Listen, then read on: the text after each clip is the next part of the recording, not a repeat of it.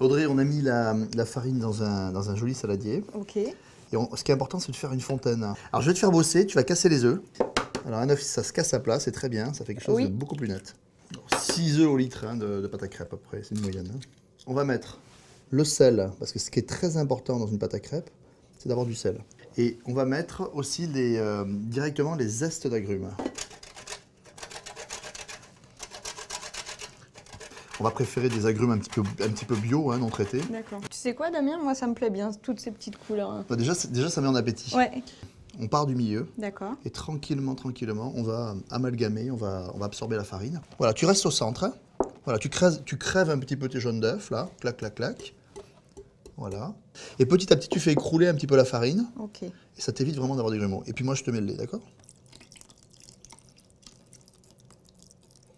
Donc voilà. Une pâte impeccable, sans grumeaux, regarde. On voit les petits zestes. Donc, Audrey, on va rajouter un tout petit peu de matière grasse. D'accord. Ça va permettre d'avoir des crêpes qui n'attachent pas et surtout qui restent très très moelleuses.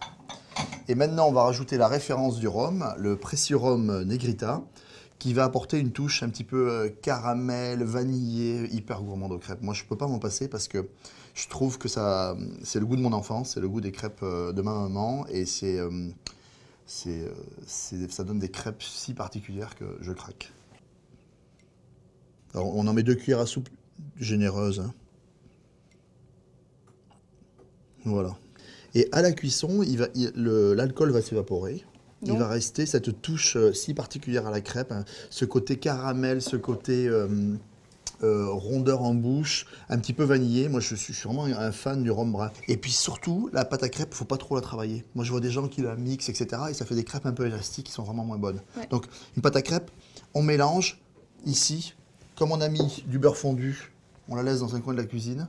Et là, on va aller faire autre chose. Et dans 30 minutes, on va pouvoir faire des crêpes délicieuses, super parfumées, super gourmandes. Allez, repos et on est parti. 30 minutes, allez.